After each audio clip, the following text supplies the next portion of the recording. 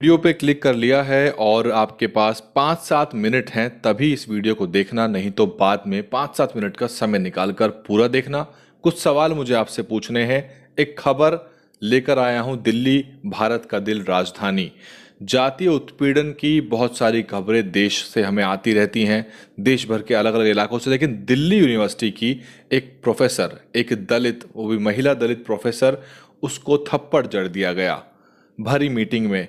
ये खबर केवल इस तरह की खबर नहीं जिसको इग्नोर कर दिया जाए, लेकिन बावजूद उसके कोई बड़ा आंदोलन दिल्ली में हमको नजर नहीं आया। एक बार खबर क्या है और प्रिंट मीडिया ने या डिजिटल प्लेटफॉर्म्स ने कैसे उसको प्रदर्शित किया वो देख लीजिए आप। कुछ अखबारों ने उसको प्रकाशित किया। डीयू की कॉलेज स्टाफ एसोसिएशन प्रेसिडेंट को थप्पड़ जड़ा, विभागाध्यक्ष पर शिक्षिका को थप्पड़ मारने का आरोप। मिनट साइन करने की बात थी, डिटेल्स में आपको बताऊंगा।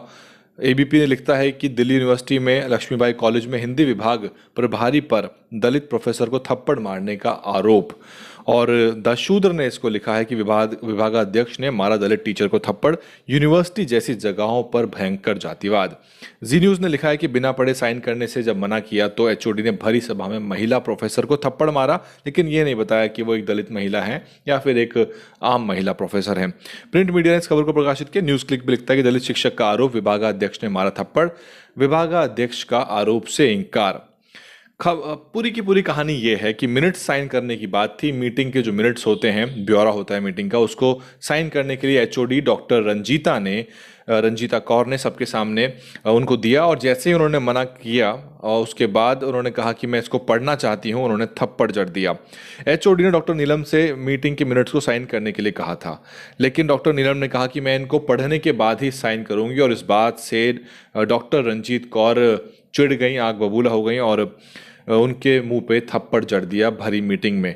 डॉक्टर नीलम जो हैं वो लक्ष्मीबाई कॉलेज में हिंदी विभाग में एसोसिएट प्रोफेसर हैं, सामाजिक रूप से भी सक्रिय रहती हैं, और इसके साथ साथ डॉक्टर नीलम लक्ष्मीबाई कॉलेज की स्टाफ एसोसिएशन की प्रेसिडेंट भी हैं। तो ये मामला है। डॉक्टर नीलम ने मिनट्स को पढ़ना चाहता, केवल इतनी सी बात थी, और इतनी बात से डॉक्टर रंजीत कौर जो हैं वो चिढ़ गई, और जैसे ही उन्होंने मिनट्स को पढ़ना शुरू किया, डॉक्टर रंजीत कौर ने 13 प्रोफेसर्स की मौजूदगी में, जी हाँ, उस पूरी मीटिंग में 13 प्रोफेसर्स थे, उनकी मौजूदगी में थप्पड़ जड़ दिया। और आपको बता दें कि डॉक्टर जो नीलम है, माफ़ कीजिएगा इसमें स्पेलिंग ठीक नहीं आ रही, डॉक्टर नीलम जो है उनका स्वास्थ्य काफ़ी दिनों से ठीक नहीं था, और हाल ही में उनकी गाल की सर्जरी भी हुई थी, बावजूद उसके उनके मुंह पे थप्पड़ जड़ दिया जाता है। और शिक्षण संस्थानों में जातीय अत्याचार उत्पीड़न का ये पहला मामला नहीं है। इस तरह की जो खबरें हैं वो समाज के जातिवादी चरित्र को दिखाती हैं, और ये बताती हैं कि केवल शिक्षा से जातिवाद की विकृति, ये जो मानसिक बीमारी है, ये खत्म हो जाती है, ऐसा कतई भी नहीं है। और ये उन लोगों के लिए भी एक खबर है जो कहते हैं कि आर्थिक आधार पर आरक्षण होना चाहिए। जो संपन्न अनुसूचित जाति के लोग हैं, अनुसूचित जनजाति के लोग हैं, या ओबीसी के जो लोग हैं, उनको आरक्षण नहीं मिलना चाहिए। वास्तविकता ये है कि आप चाहे कितने भी संपन्न हो जाएं, शैक्षिक रूप से कितने भी आप अग्रणी हो जाएं, या फिर कितने बड़े ओहदे पर पहुंच जाएं, एक तुच्छ से तुच्छ जातिवादी व्यक्ति भी आपको हीन भावना से देखता है। और यहाँ तो ये प्रोफेसर थी, और इनकी ही कलीग ने इनके मुंह पे थप्पड़ जड़ दिया।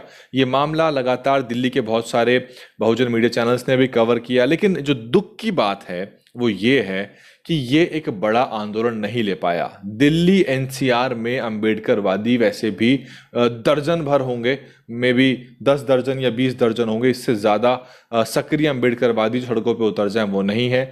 आम जनता आसानी सड़कों पे उतरती नहीं है, और ऐसी खबरें केवल एक बार पढ़ के स्क्रॉल करने के लिए रह जाती हैं। लोगों ने पढ़ा, आगे बढ़ गए, अपनी जिंदगी जीने लग गए, सो गए, सुबह उठे, ऑफिस चले गए। ये तमाचा केवल एक दलित महिला प्रोफेसर के मुंह पे नहीं, बल्कि समूचे समाज के मुंह पे पड़ा, जो दम्भ भरता है कि हम बहुत मजबूत हैं, बहुत सशक्त हैं। वो बताता है कि आपकी वास्तविक स्थिति क्या है, और वो ये भी बताता है कि जो जातिवादी मानसिकता के लोग हैं, उनके दिलो दिमाग में आपकी क्या स्टेटस है, वो आपको क्या समझते हैं, किस तरह से वो आपको आंकते हैं। साथ साथ ये भी बताता है ये जो घटनाक्रम है कि जो पूरा का पूरा प्रशासन है, जो पूरा का पूरा जो सियासी अमला है, प्रशासनिक अमला है, वो भी इस तरह के जातिवादी लोगों के साथ खड़ा रहता है। दुख की बात यह है कि खुद डॉक्टर नीलम और कुछ लोगों को छोड़ दें तो समूचे दलितों ने दिल्ली एनसीआर के ये चांटा बिना आवाज किए खा लिया। ये चांटा आपके और मेरे मुंह पर भी पड़ा, लेकिन सोशल मीडिया पे 1,000 पोस्ट लोगों की नहीं देखी गई। कम से कम दिल्ली का 1,000-2,000 अम्बेडकरवादी तो कम से कम ऐसी पोस्ट करता। दिल्ली में 30% की आबादी जो है वो अनुसूचित जाति की है। 2 करोड़ में से 30% की आबादी, उसमें भी जो सक्रिय लोग हैं उनकी बड़ी संख्या है। लेकिन ये खबर आई, आपने पढ़ लिया, आपको गुस्सा आया, ये खबर बन के चली गई। सवाल मेरा ये है कि ये इस तरह की जो जातीय अत्याचारों का जो सिलसिला है, खास तौर से शिक्षण संस्थानों में, क्योंकि शिक्षा जो है वो एक ऐसी चाबी है जिससे डरते हैं पूरे के पूरे जो मनुवादी जातिवादी किस्म के लोग हैं, क्योंकि बाबा साहब ने कहा था कि शिक्षा उस शेरनी का दूध है, जो इसको पिएगा वो दहाड़ेगा। नहीं चाहते कि हमारे समाज के लोग शिक्षण संस्थानों में पहुंचे, और छात्रों को प्रताड़ित करने के लिए जो एक व्यवस्था बना रखी है उसमें जो हमारे समाज के जो दलित बहुजन समाज के प्रोफेसर्स हैं वो बहुत अच्छी तरह से उन बच्चों को नर्चर करते हैं, उनका ध्यान रखते हैं। इसलिए शिक्षकों को शिक्षण संस्थान में ना पहुंचने दिया जाए अनुसूचित जाति, जनजाति और ओबीसी में से। इसके लिए ही पूरा का पूरा षड्यंत्र चल रहा है। ओबीसी को तो मोटे तौर पे सेंट्रल यूनिवर्सिटी से बाहर रखा गया है। बहुत ज़्यादा प्रोफेसर्स ओबीसी के सेंट्रल यूनिवर्सिटी में है नहीं। रोस्टर का जो मामला था वो भी से जुड़ा हुआ था। ये खबर आपके लिए मैं छोड़ के जा रहा हूँ। सवाल मैं ये आपके सामने रख रहा हूँ कि इसका अंत कब होगा, इसमें न्याय कैसे मिलेगा, समाज आक्रोशित क्यों नहीं होता, बाहर क्यों नहीं आता, बड़े आंदोलन का एक शक्ल क्यों नहीं अख्तियार करती इस तरह की जघन्य घटनाएं। ये कोई छोटी घटना नहीं है। आप देख रहे थे डीएन हिंदी, मैं हूं वैभव कुमार। इस सवाल का मुझे जवाब दे दीजिए, क्योंकि दिल्ली में लगातार ही, चाहे वो हैदरपुर की बात हो, चाहे वो हैदरपुर की बात हो, चाहे वो दिल्ली कैंट का मामला हो, चाहे त्रिलोकपुरी की बात हो, इस तरह की घटनाएं लगातार निकल के आ रही हैं। आप देख रहे थे डीएन हिंदी, मैं हूं वैभव कुमार।